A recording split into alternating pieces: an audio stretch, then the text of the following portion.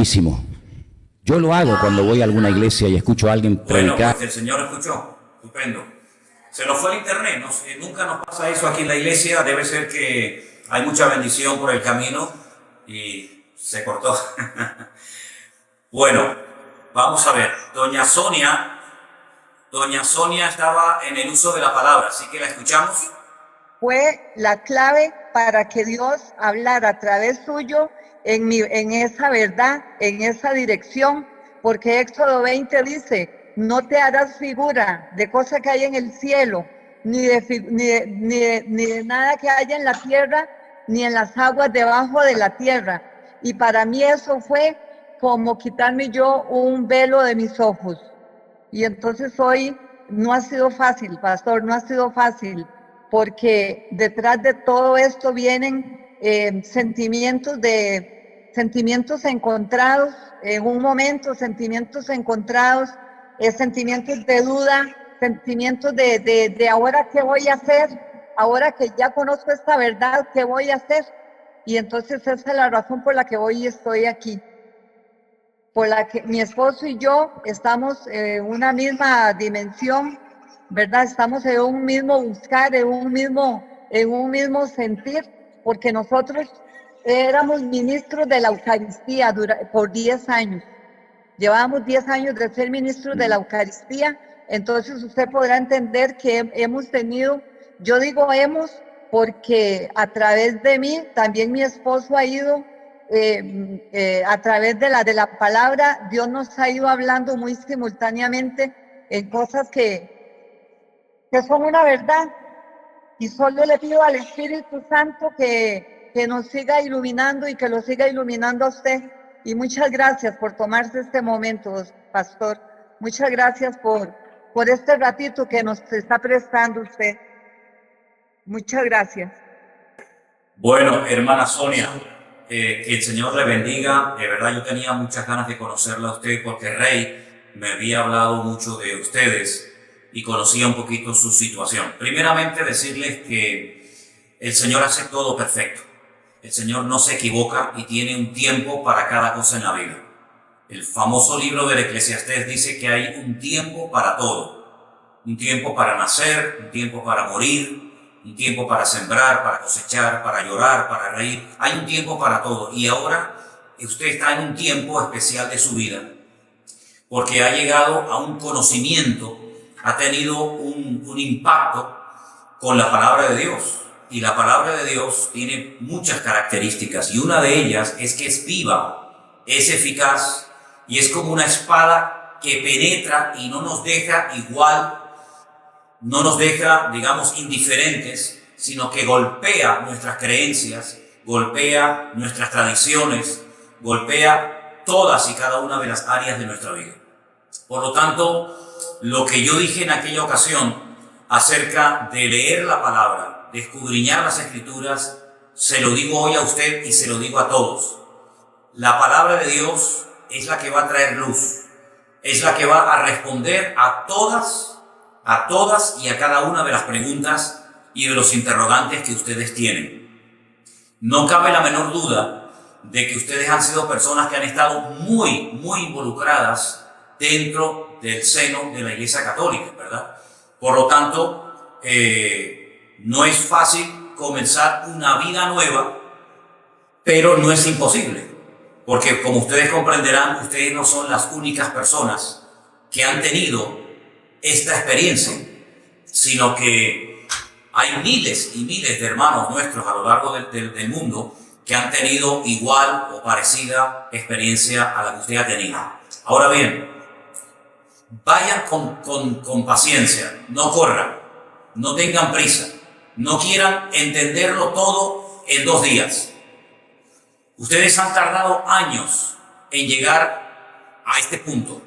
Ustedes han tardado años en llegar a este descubrimiento maravilloso de los verdaderos 10 mandamientos. Porque usted sabe perfectamente, y todos los que me escuchan en esta tarde, que los 10 mandamientos, no todos, pero algunos de los 10 mandamientos que nos enseñaron, no eran realmente así. Pero en todas las Biblias del mundo, repito, en todas las Biblias del mundo aparecen los verdaderos 10 mandamientos. Y esos 2 primeros mandamientos que nos prohíben postrar nuestro cuerpo, nuestra mente, nuestra vida ante imágenes, construir figuras de madera, de oro, de plata, de lo que sea, incluso de personajes que están en el cielo, en la presencia del Señor, pues quieran que no, es un impacto tremendo. Quiero decirles como testimonio que la primera vez en mi vida que yo comencé a leer la Biblia, esa fue la porción que yo descubrí. Precisamente los famosos 10 mandamientos de Éxodo capítulo 20, que también están en otro libro de la Biblia, el libro de Deuteronomio, el capítulo 5.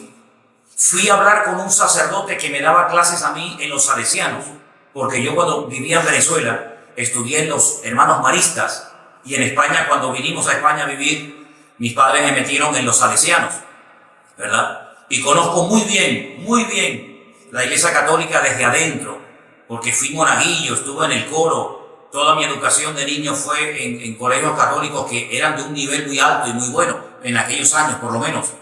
Y entonces fui a hablar con un cura, un tal Don Gilberto, un gran hombre, un buen hombre, y le mostré los 10 mandamientos que había descubierto en aquella Biblia que un día me habían regalado. Y entonces él, mirando en varias direcciones, me dijo: Manuel, Sierra, como él me llamaba, si en algún momento de tu vida te encuentras en una encrucijada, que no sabes a quién obedecer y qué hacer, obedecer a los hombres o obedecer a Dios, quédate siempre con la palabra de Dios. Y eso es lo que hice. Comencé a leer y a leer y a leer y fui descubriendo cosas espectaculares de la palabra de Dios. Porque digamos que eso es lo más llamativo, el golpe, ¿verdad? La confrontación con el tema de la idolatría. Porque todos los católicos, lógicamente, un buen católico, pues tarde o temprano tiene que adorar alguna imagen, algún santo, alguna virgen. Es que forma parte de la liturgia, es que es imposible ser un buen católico y no adorar a imágenes o a santos. Sea a Pablo, a Pedro, a María o a quien sea, ¿verdad? Pero entonces cuando uno va comenzando a leer la Biblia, uno se encuentra que lo que uno creía que era lo más importante, lo más maravilloso, resulta que era una auténtica abominación ante los ojos de Dios. Por lo tanto, mi consejo, doña Sonia, y para todos ustedes a partir de hoy es: no paren de leer la palabra de Dios. Y ese testimonio que yo contaba de aquella parejita que eran muy católicos, una pareja joven de novios, no eran ni casados en aquel momento, que me preguntó ella si era bíblico o no adorar las imágenes, y yo le dije que leyera Éxodo 20. Hoy en día esa pareja, están casados lógicamente, y son pastores de una iglesia evangélica en España, concretamente en la ciudad de Sevilla. ¿Qué quiero decir con todo esto? Que cuando Dios comienza a cambiar una familia, una vida, un corazón, no hay nada ni nadie que lo detenga. No tengan miedo. Ustedes, todos los pasos que den a partir de hoy, consúltenle a Dios. Lean la palabra del Señor. No le tengan miedo al hombre, porque ustedes han sido iluminados con la luz del Evangelio, con la luz de la palabra de Dios, y por lo tanto no tienen que tenerle miedo al hombre en absoluto. Al que hay que tenerle respeto es a Dios, pero al hombre no hay que tenerle miedo, sea quien sea y se llame como se llame. Así que yo le doy muchas gracias al Señor, doña Sonia, por conocerla, a usted, a su marido, y siga adelante. Les voy a contar a todos un pequeño testimonio. En uno de los muchos viajes que he realizado a Israel, a Tierra Santa, vino conmigo en el grupo un matrimonio muy devoto, muy católico. Ella concretamente tenía varias hermanas monjas, y estaban a punto de canonizar a un antepasado de ella. Cuando vinieron conmigo a la ciudad de Jerusalén, los llevé al sepulcro bíblico, al sepulcro que tiene todas las características bíblicas, como dice la palabra de Dios. Y después le llevé a otro sepulcro, que es el de la tradición, donde hay un montón de velas y de imágenes. Y cuando esta mujer iba a entrar, ella se detuvo bruscamente en la puerta de ese sepulcro y me dijo: yo no quiero estar más tiempo aquí. Porque en el otro lugar donde estuve se respira vida y aquí se respira muerte. Y la pregunta de ella es la que muchos católicos se hacen. ¿Y ahora qué hago? ¿Y ahora qué hago? ¿Qué le digo a mis amigos? ¿Qué le digo a mis amigas? Al sacerdote? ¿Qué le digo a mi familia? Usted por eso no se preocupe. Ustedes lo único que tienen que decir es: yo quiero a obedecer, yo amo al Señor y yo me someto a mi Dios. Usted no ha renunciado a Dios. Usted no ha renunciado a nada digno de alabanza. Por lo tanto, lo que le tiene que decir a todo el mundo es: Dios está cambiando mi vida, estoy leyendo su palabra y lo que le puedo decir es que lean la Biblia como yo la he leído y el Señor se encargará de hacer la obra correspondiente en cada persona. Es lo que le puedo decir, doña Sonia. Perfecto. Ok. Bueno, pues, perfecto, gracias. Como resumen, no tengan miedo al hombre, lean la palabra del Señor, no tengan ningún temor, y a cualquier persona que les pregunte, díganle simplemente que ustedes están leyendo la palabra de Dios y que el Señor es el que está haciendo la obra en vuestros corazones. Por lo tanto, no le tengan ningún temor al hombre, sigan leyendo la palabra, que el Señor tiene grandes sorpresas para todos y para cada uno de ustedes por el camino. Doña Sonia, un beso, que Dios le bendiga, saludos a su marido, a su esposo, que Dios le guarde, mucho ánimo y a seguir adelante y a leer mucho la palabra de Dios, que en ella usted va a encontrar la respuesta a todas las preguntas y el Señor le va a indicar con su Espíritu Santo, que ahora vive dentro de usted, lo que tiene que hacer en todo momento. Que Dios le bendiga grandemente. ¿Me escucharon bien ahora? Ok, gloria a Dios, gloria a Dios. Bueno, yo quisiera también decirle a cualquier otra persona que esté conectado en esta noche que si tiene alguna pregunta, que aprovechando este momento tan bonito que estamos teniendo, que con toda libertad la haga. Bueno, perfecto. Ok, buenas tardes, pastor. Que Buenas Señor le tardes, bendiga. hermana. Y a todos los hermanos. De verdad que es bueno estar acá con ustedes. Para mí es una alegría inmensa. Y bueno, sí, tengo una pregunta rapidita para para darle chance a todos los demás. Es que tengo una duda con respecto a la oración. En la Iglesia Católica normalmente se ora rezando el Padre Nuestro, como todos los católicos saben. Padre Nuestro que estás en el cielo. Aquí todo el mundo sabe, los católicos, lo que es el Padre Nuestro. Yo estuve leyendo en Lucas 11, que cuando los discípulos se reúnen con Jesús, igual le preguntan de qué manera ellos podían orar. Y él les dice que oren de esta manera: Padre Nuestro que estás en el cielo. O sea, se repite la misma oración que hacen en la Iglesia Católica. Mi duda es esta: nosotros que ya estamos teniendo una relación directa con Jesucristo, como usted bien lo dice, ¿podemos seguir haciendo esa misma oración o debemos orar como si tuviéramos una conversación con Dios directamente, sin tener que usar tanto palabrerío y tantas cosas que se decían en la otra iglesia, sino como que vaciar tu corazón y decir lo que tú sientes, lo que tú piensas, y Él le irá indicando a uno de qué manera uno va a ir orando, ¿no? Ok, Esa es mi pregunta. Hermana, escuché muy bien su pregunta y le voy a pasar a responderla, y que la respuesta sirva también para todos los que están conectados en esta tarde. Primeramente, hermana, decirle que la oración, la preciosa oración del Padre Nuestro, no es una oración de la Iglesia Católica. El patrimonio no lo tiene la Iglesia Católica, ni la Iglesia Evangélica, ni nadie. La oración preciosísima del Padre Nuestro está en la Biblia y la enseñó nada más y nada menos que nuestro Señor Jesucristo, ¿verdad? Permítame leerles al grupo las palabras previas y posteriores a la preciosa oración del Padre Nuestro.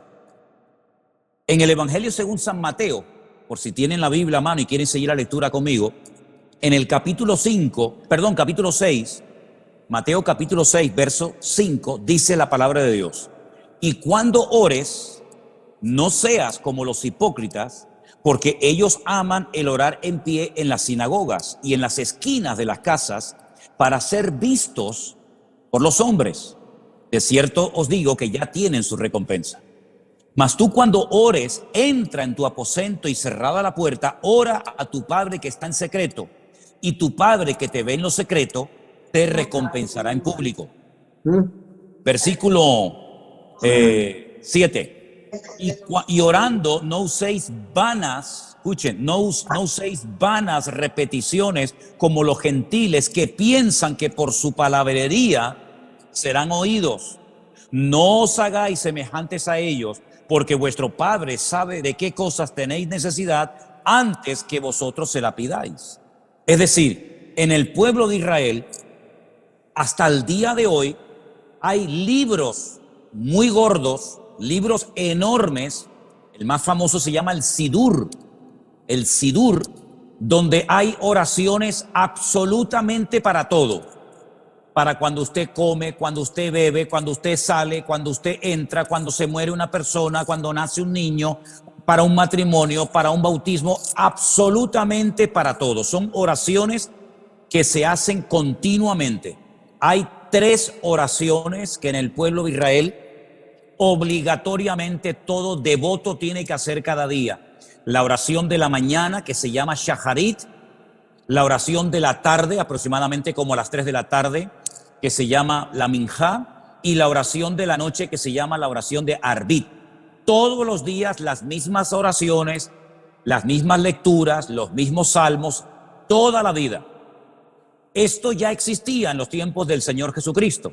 Oraciones repetitivas que se aprendían de memoria, que se enseñaban de generación en generación, el padre al hijo, el hijo al nieto, sucesivamente. ¿Qué es lo que hace el Señor Jesucristo?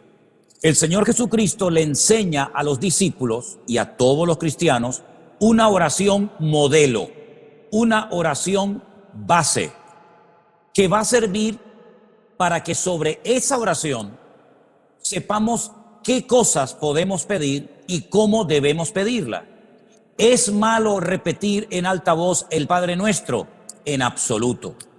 En absoluto. El Padre Nuestro, repito, no es una oración de la Iglesia Católica ni una oración de la Iglesia Evangélica, es una oración bíblica. Ahora bien, hay muchas cosas que no incluye el Padre Nuestro, pero como el Padre Nuestro me enseña a pedir ciertas y determinadas cosas, yo puedo pedir por mi familia, puedo pedir por mi salud, puedo pedir por mi país, puedo pedir por un trabajo, puedo darle gracias al Señor por lo que tengo, por lo que he aprendido, por los hermanos en Cristo que estoy conociendo, etcétera, etcétera. Es decir, no está mal repetir el Padre Nuestro en alta voz, en absoluto, pero por favor, no lo hagan, permítame la expresión, como los loros, de una forma ya repetitiva, de memoria, que no sabemos lamentablemente lo que estamos diciendo.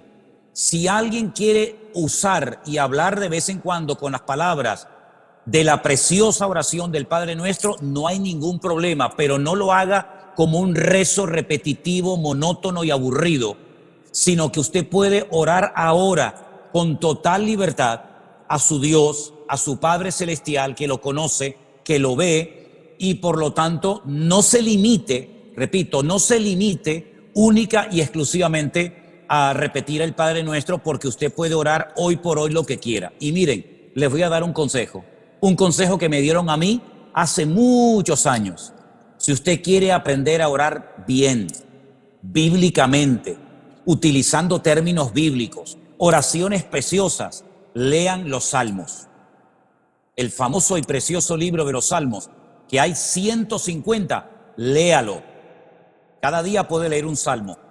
Hay 150. Muchas son oraciones, pero usted va a aprender oraciones preciosas que también, como no, usted puede utilizar esos términos, esas frases y esas palabras. Así que como conclusión, usted puede repetir el Padre Nuestro cuando quiera, siempre y cuando no lo haga de una forma repetitiva, monótona, religiosa y aburrida. Pero no se limite única y exclusivamente a orar usando el Padre Nuestro, porque usted puede hoy por hoy orar con total libertad de padre a hijo, de hijo a padre, cuantas veces quiera. Espero que haya quedado bien, quiero decir, espero que haya quedado clara, mejor dicho, la respuesta a su pregunta, querida hermana. Perfecto, quedó totalmente claro. Y Amén. quería acotar que sí, bueno, que tengo los libros de los Salmos, un librito solo de Salmos y lo leo siempre, pero bueno, era mi duda. También quería decirle rapidito, porque yo no es que estuve hasta ayer en la Iglesia Católica, pasa que vengo de una familia donde la mitad es católica y la mitad es cristiana. Y entonces me quedaban como que dudas y quise entrar para aclarar dudas, pues, de verdad Muy que bien. chévere. Gracias y de verdad que feliz con la respuesta. Gracias. Bendición, hermano. Bendiciones. Vamos a darle lugar a otras personas.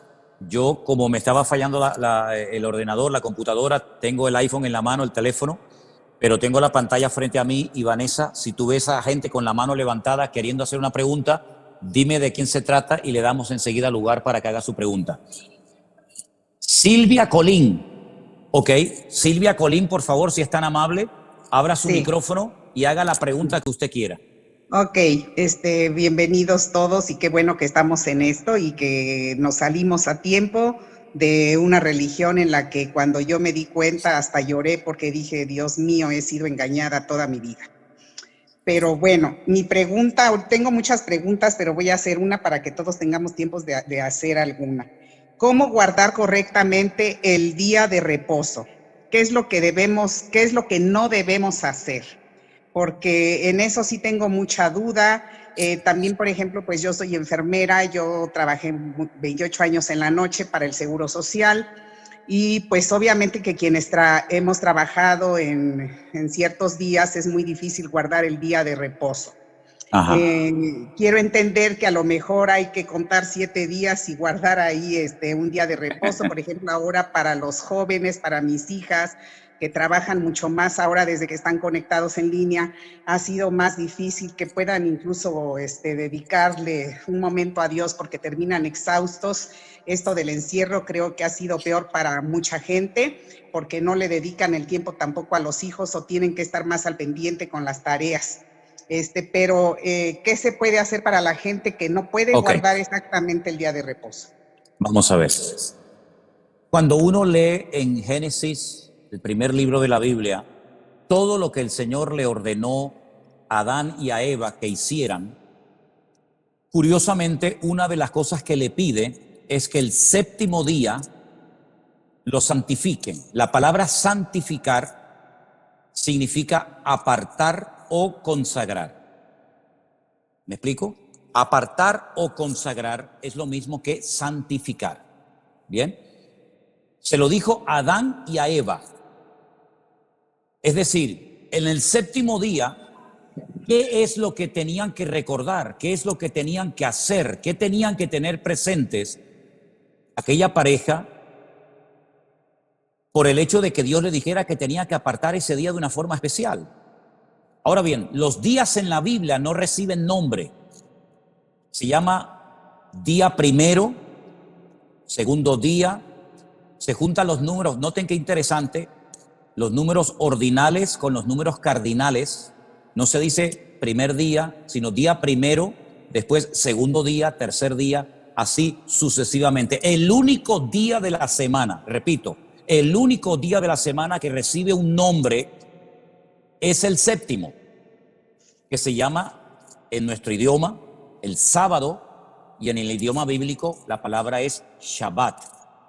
Shabbat, de la cual procede con las mismas letras, pero cambiando la pronunciación vocálica, la palabra Shebet, que significa sentarse o reposar, cesar actividad, ¿verdad? Cesar cualquier actividad y consagrar o santificar ese día única y exclusivamente para el Señor.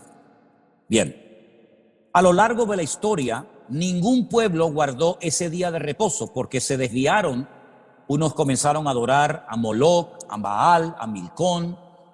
Solamente el pueblo de Israel, a lo largo de la historia y después de recibir la Torá o la ley en el monte Sinaí por medio de Moisés, recibió la orden, y está dentro de los 10 mandamientos, de santificar el día de reposo, el Shabbat. No cualquier día, sino el séptimo. ¿Por qué? Porque en el séptimo día Dios cesó su actividad creadora.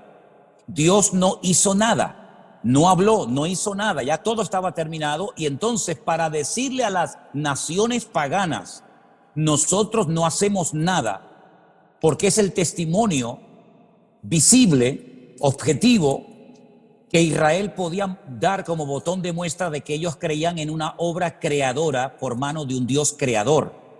Entonces, cuando la gente decía, pero ustedes ¿por qué no trabajan en sábado? ¿Por qué los animales descansan en sábado? ¿Por qué no hacen nada? Porque nosotros creemos que Dios creó todo en 6 días y el 7º día reposó. Era un testimonio tremendo.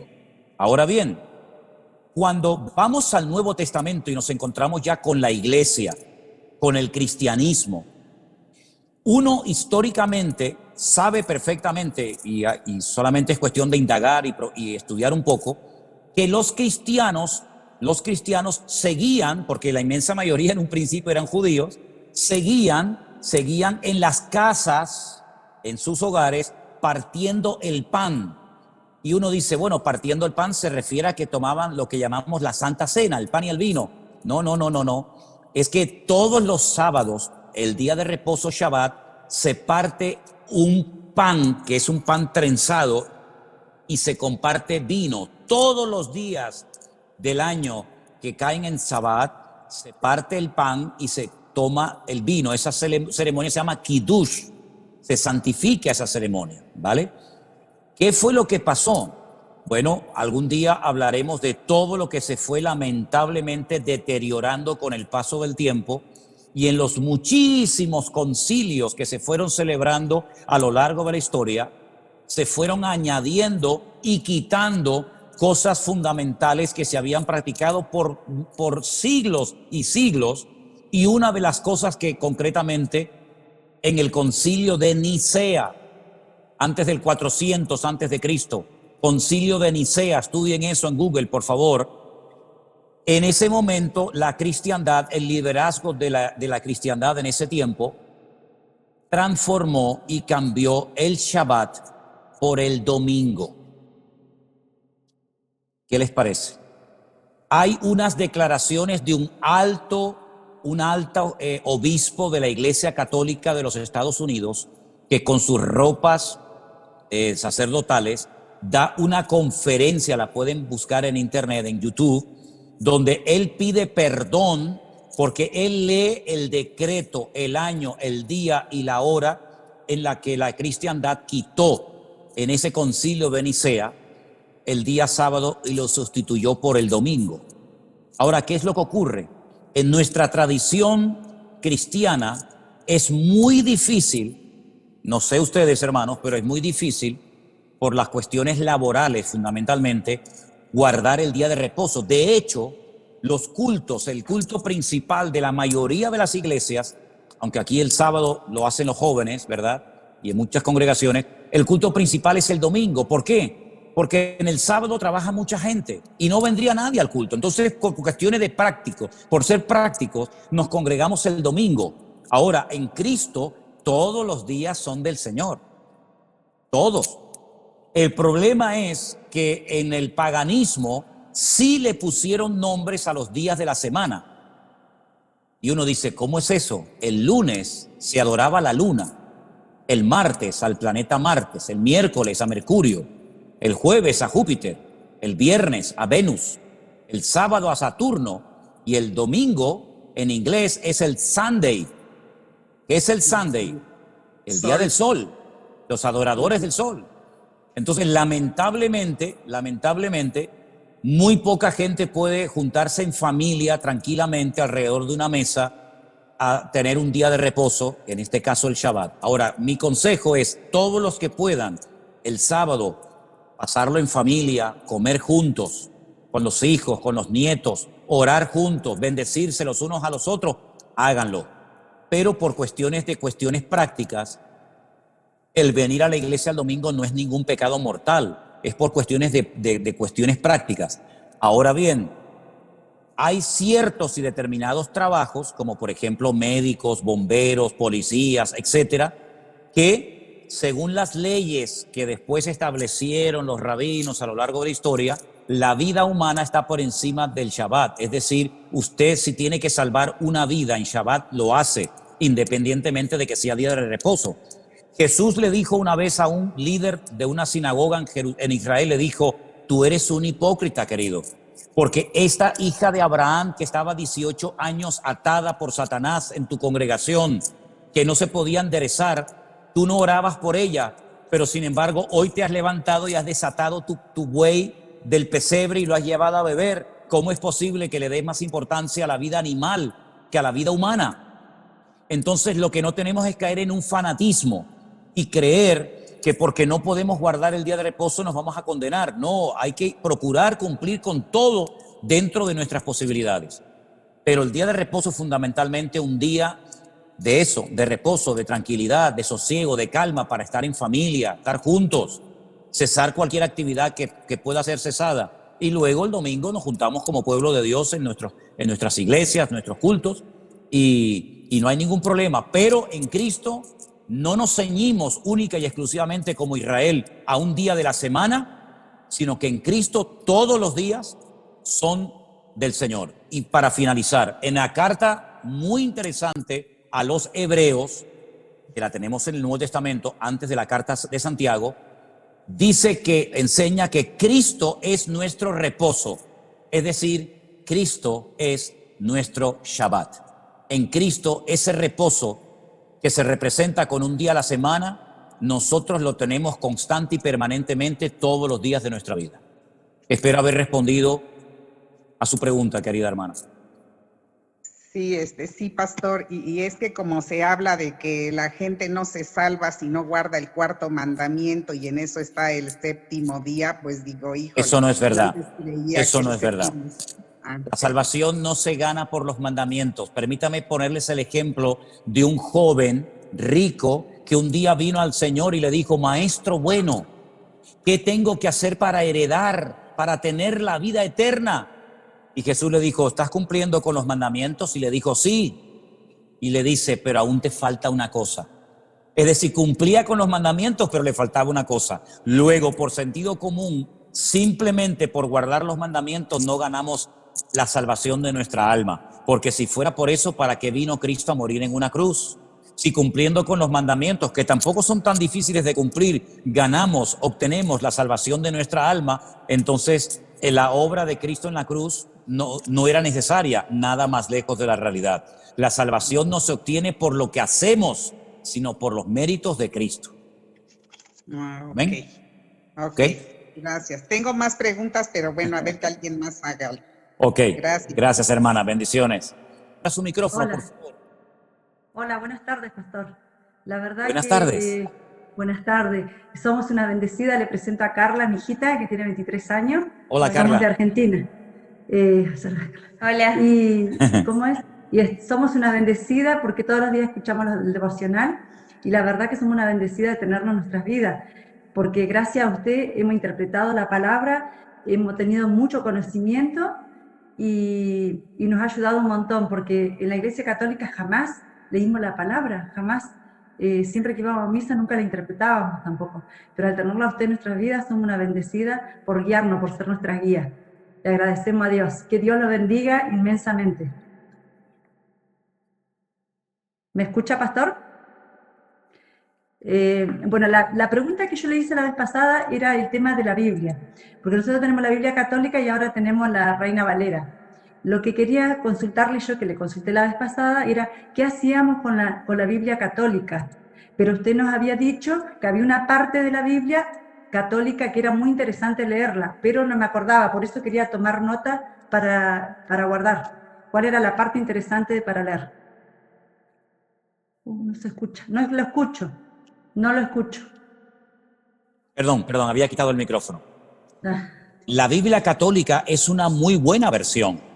La Biblia católica generalmente es versión nácar colunga, que son los apellidos de la persona que tradujo la Biblia, igual que la Reina Valera son los apellidos de Cipriano de Valera y de Casidoro de Reina, ¿verdad? Ahora bien, no descarte la Biblia católica, léala todas las veces que quiera, sin ningún problema, sin ningún problema. ¿Qué es lo que ocurre?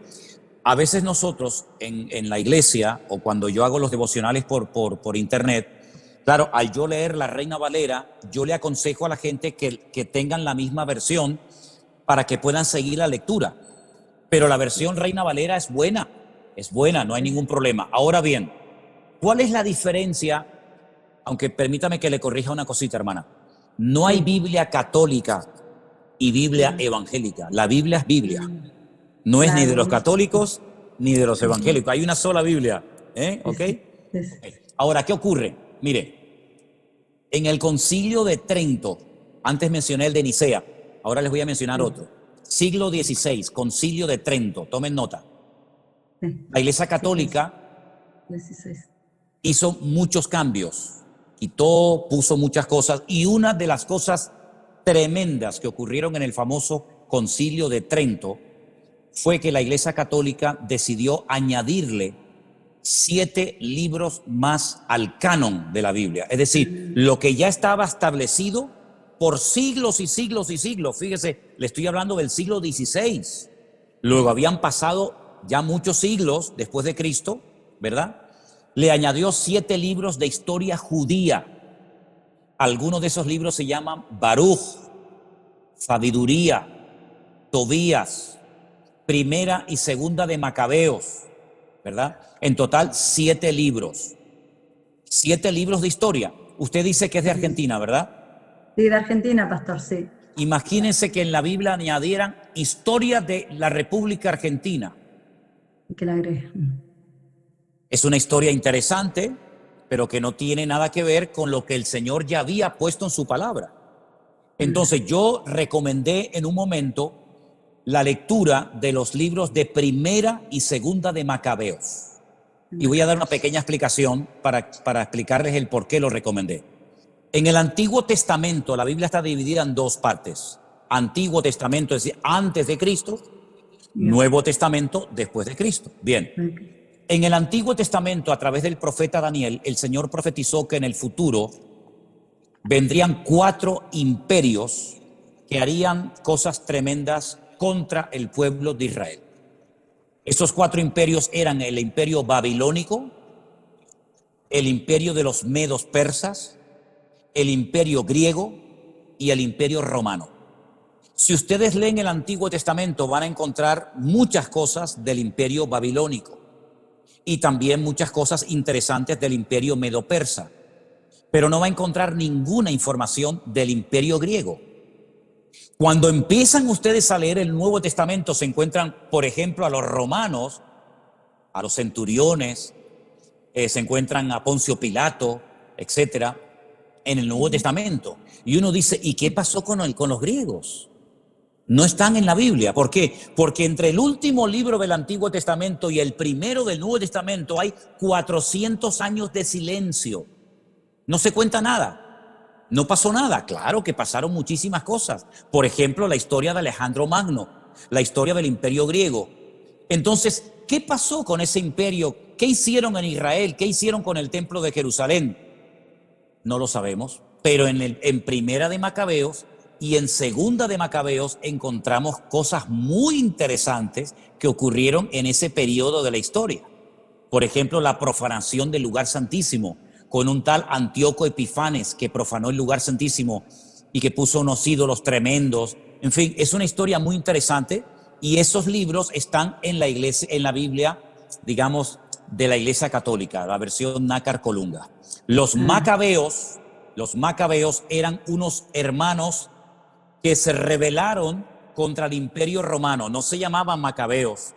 Creo que uno se llamaba Simón, otro se llamaba Judá. Todos murieron como mártires. Ellos pelearon, se rebelaron contra el Imperio griego y volvieron a consagrar el templo, que era un santuario pagano griego y que era un gimnasio para hacer gimnasia a los griegos, lo volvieron a consagrar al servicio al Señor, ¿sí? Entonces a ellos los llamaban los macabeos, que viene de la palabra macab. La palabra macab en hebreo significa martillo. Un macab es un martillo, son los que golpeaban, los que amartillaban, los que golpeaban a los enemigos, y de ahí viene la palabra macabeos, ¿verdad? Entonces es una historia muy interesante que sería muy bueno que ustedes la leyeran. El libro de Judith es una chica que hace algo por la historia del pueblo de Israel. Esa es la gran diferencia que hay entre una Biblia y otra. Por lo demás, la versión Nácar Colunga católica y la versión Reina Valera son muy buenas versiones en castellano para poder entender el mensaje divino, el mensaje de Dios. ¿Sí? Sí. Muchas gracias. Muchas ¿Ok? gracias, pastor. Le entendí. Por nada, Muchísimas por favor. gracias y que Dios lo bendiga. Gracias, Gracias por igualmente. siempre, por sus devocionales. Amén. Gracias, un placer. Gracias, gracias. ¿Más preguntas tenemos, Vanessa? Sí, buenas tardes a todos y que Dios me los Buenas bendiga. tardes, Muchísimas igualmente. gracias, Pastor, de verdad, por toda esta oportunidad que nos está dando a todos nosotros. En lo particular, pues siempre he venido de una iglesia, de una formación católica, pues toda mi familia, de verdad. Aquí nadie me ha dicho, pues, nadie me ha invitado. Es el mismo Señor quien ha puesto todo en mi vida, porque precisamente tuve esa curiosidad de estar empezando a leer la Biblia y obviamente pues a partir de que empecé a leer, que no sabía ni por dónde empezar, yo empecé desde el principio, desde el Génesis. Entonces empezaron a surgirme muchas dudas, precisamente eso de la idolatría, de los ayunos, de todo esto, ¿no? Pero a mí, por ejemplo, en lo que me respecta es en lo que veo en la cuestión de los diezmos y de los ayunos. Porque si bien es cierto, por ejemplo, acá en la Iglesia Católica muchas veces decían, no, que los diezmos, pues no necesariamente estos, no es necesariamente dar el 10% de lo que tú ganas a estos, sino ayudar a otra gente, ¿no? Entonces, eso me causa como conflicto también porque, bueno, yo pienso que según lo que estoy leyendo, pues es para beneficio del Señor, ¿no? Para edificar. Que esa es otra de las dudas que tengo yo aquí, por ejemplo, ahorita que estamos en la iglesia virtual, ¿cómo hacemos nosotros para aportar, para poder ayudar y contribuir a que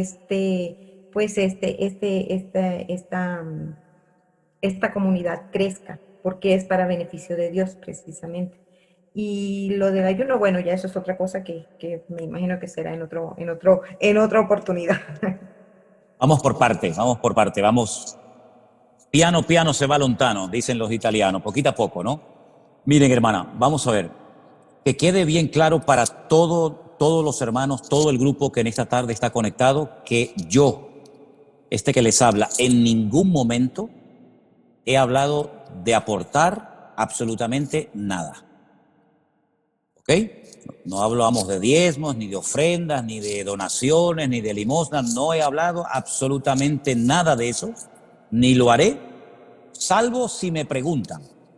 Pero nuestra prioridad y nuestro objetivo no es pedir dinero, ni aprovecharnos de la generosidad de la gente, ni muchísimo menos, ¿verdad? Eso lo quiero dejar bien claro y además ustedes saben perfectamente que me llevan algunos años escuchando y lo único que hago es simplemente decir gracias de todo corazón a los que sienten en su corazón en algún momento mandar alguna aportación, pero jamás hemos pedido nada. Bueno, dicho esto, permítame decirle que cuando el pueblo de Israel recibe lo que llamamos la ley, la palabra correcta sería la Torá, la instrucción, los 5 libros, Génesis, Éxodo, Levítico, Números y Deuteronomio, a esos libros se le llama el Pentateuco, que viene de la palabra 5, Pentateuco, Humash en hebreo de la palabra 5, ¿ok?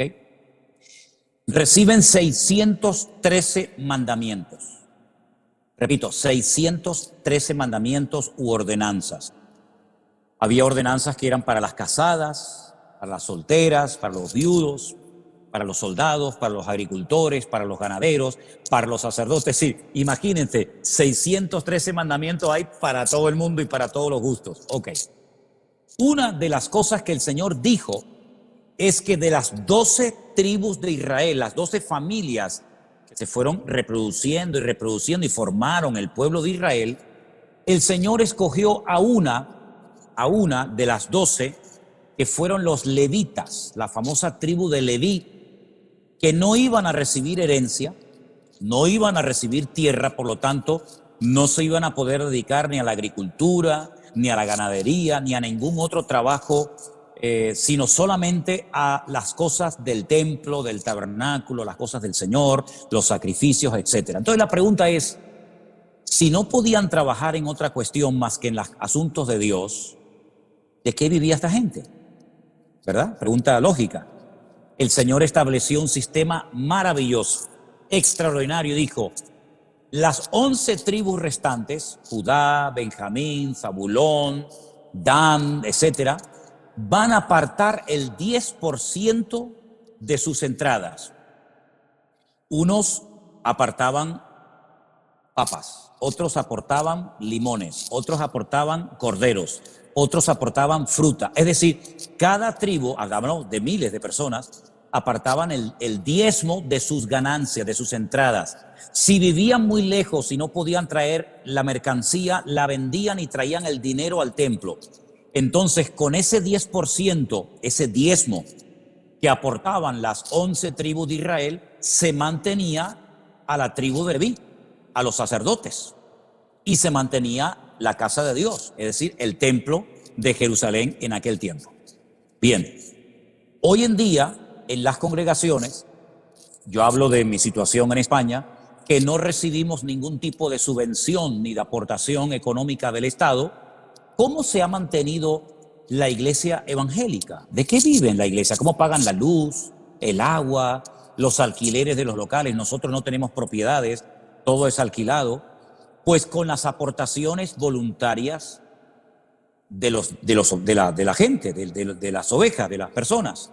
Entonces hay una costumbre dentro del pueblo evangélico que nace, que viene del pueblo de Israel, que es apartar el 10% de sus ganancias y lo aporta a la obra de Dios. Y con eso se pagan los gastos. ¿Qué es lo que está haciendo gente que nos está viendo por internet? Bueno, ellos van a la página web de nuestra iglesia y ven que hay una cuenta bancaria y hay un sistema muy sencillo, muy seguro, muy rápido que se llama PayPal.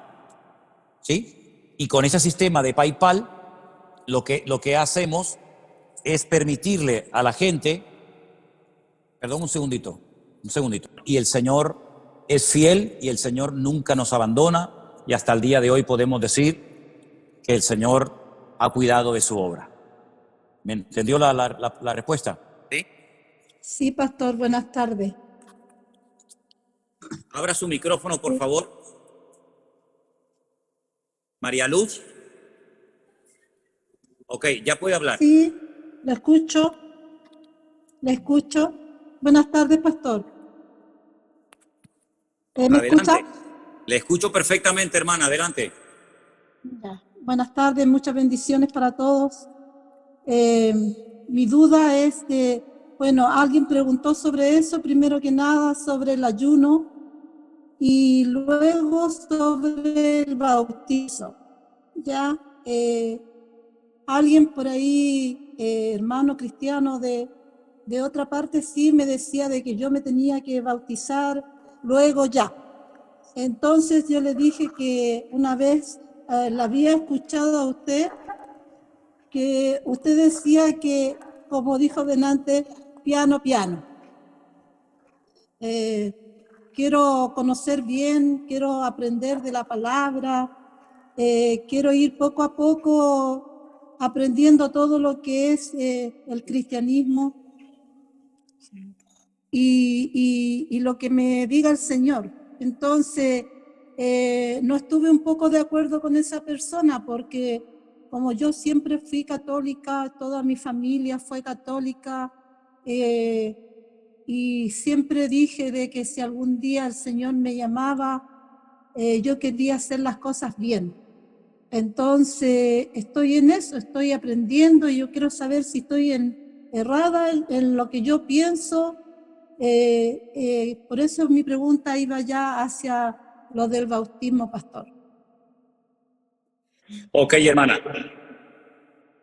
Escuché su pregunta perfectamente y se la voy a responder. ¿Usted me está escuchando bien a mí? Sí. Ok, mire, hermano, vamos a ver. Cuando uno va a la palabra del Señor, que es a donde siempre tenemos que ir a ver qué es lo que el Señor manda, a ver qué es lo que el Señor ordena, uno se encuentra que hay gente en el Nuevo Testamento que se bautizaba. Y entonces uno dice, bueno, ¿cómo se bautizaba la gente? ¿Cómo hacía la gente en la Biblia para bautizarse? Vamos a ver cómo lo hizo el Señor Jesucristo. Uno se encuentra al Señor Jesucristo, que no es un niño, sino ya es una persona adulta, que va caminando por su propio pie a un lugar donde hay un tal Juan el Bautista que está bautizando a la gente en el río Jordán. Entonces uno dice, qué curioso que el Señor Jesucristo, que es nuestro ejemplo en todo, ¿verdad? El Señor Jesucristo es nuestro ejemplo en todo. Sus padres, José y María, no lo bautizaron cuando era un niño pequeño, sino que él a la edad de 30 años se bautiza, lo bautizó Juan el Bautista, y después, como saben ustedes, se va al desierto y está ayunando un montón de días hasta que él comienza su ministerio. Bueno, después cuando el Señor Jesucristo 3 años después termina con su precioso ministerio, reúne a sus discípulos y les dice, id por todo el mundo y predicad el evangelio. El que creyere, escuche bien el orden, el que creyere y fuere bautizado, es decir, que él lo que quería es que la gente que se fueran a bautizar supieran lo que están haciendo. No fuera algo por tradición, algo impuesto por la sociedad, como la familia que obliga y que presiona para que al niño lo bauticen, sino que vemos que todos y cada uno de los ejemplos que encontramos en la Biblia de personas que se bautizaron, ninguno era ningún niño. No eran niños de una semana, de un mes, de 15 días, no, eran gente grande, era gente adulta, que primeramente creían y luego se bautizaban. No es que se bautizaban primero y luego creían, no, ese no es el orden. El orden lo pone el Señor en su palabra. Dios en su palabra dice, primeramente hay que creer, arrepentirse de los pecados, pedir perdón al Señor y luego, como señal de ese arrepentimiento, de ese cambio, viene el bautismo. Entonces, seguramente, hermana, a usted, como a mí y como a la mayoría de nosotros, a nosotros nos bautizaron cuando éramos chiquitos, cuando éramos niños pequeñitos. Yo no sabía lo que me estaban haciendo, no me acuerdo de eso, pero cuando ya fui grande y leí la Biblia y me di cuenta que mi Señor Jesucristo se bautizó de grande y que Él ordenó a la gente bautizarse de adulta, entonces yo dije, yo ahora me quiero bautizar, porque ahora lo entiendo, porque ahora lo quiero hacer, no porque papá, mamá, el abuelo, la sociedad o la familia lo dice, sino porque yo lo siento hacer y quiero poner en práctica ese mandamiento de la palabra del Señor. Entonces, claro que tenemos que bautizarnos de grande, hermana, pero no tenga prisa, no se preocupe. Yo estoy orando al Señor y pido ahora a ustedes que lo hagan también conmigo, para que, si Dios lo permite, claro, el mundo está tan raro y todo está tan cambiado que ya uno no puede hacer planes ni de aquí a mañana, ¿verdad? Pero si Dios lo permite, para el año que viene, estamos orando para que el Señor nos permita ir a los lugares donde ustedes están ahora viviendo, a Chile, a Colombia, Argentina, a tantos lugares donde hay tantos hermanos esperando para poder ser bautizados y también para poder conocernos personalmente. ¿Por qué no?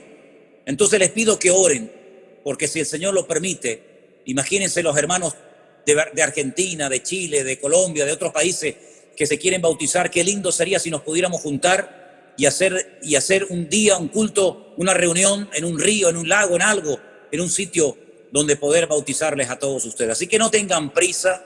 Yo sé que muchos lo han leído, lo quieren poner en práctica porque lo han leído de la palabra del Señor, pero no tengan prisa. Ya lo haremos cuando el Señor lo permita y lo crea conveniente. Amén, hermana. Así que le animo a que siga adelante con el Señor. Lea la palabra, preste atención a lo que dice el Señor y no tanto a lo que dice la gente. Y no se preocupe que cuando llegue el momento, usted podrá poner en práctica ese mandamiento de la palabra del Señor. Espero haber respondido a su pregunta en esta noche, perdón. Bueno, aquí es de noche, para ustedes es de día. Hola, pastor, qué gusto más grande poder saludarlo. ¿Me escucha bien? Sí, le escucho. Ya, qué bueno, qué gusto poder saludarlo. Yo soy de Chile y bueno, católica hasta hace poco tiempo y tratando de poder seguir lo más posible algo que no conozco muy bien. Entonces, mi pregunta es la siguiente, pastor. La verdad es que uno tiene que llevar una vida a diaria.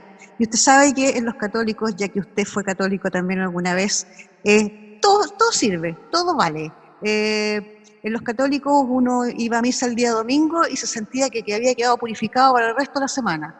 Entonces, mi pregunta es la siguiente. Yo he visto que no hay una... por ejemplo, para nosotros, sabe que los católicos la Eucaristía, como decía la otra señora, es súper importante. Y yo he visto que en la iglesia que usted preside, eso es una vez al mes. Y nosotros para poder comulgar teníamos que habernos confesado, ¿cierto? Y esto tampoco lo veo en las iglesias cristianas. Entonces mi pregunta es, no importa que uno no se haya confesado, o ¿cómo lo hacen para ustedes determinar cuándo es la Santa Cena que ustedes le llaman, y para poder estar bien con el Señor? Porque para nosotros sabe lo importante que es la Eucaristía.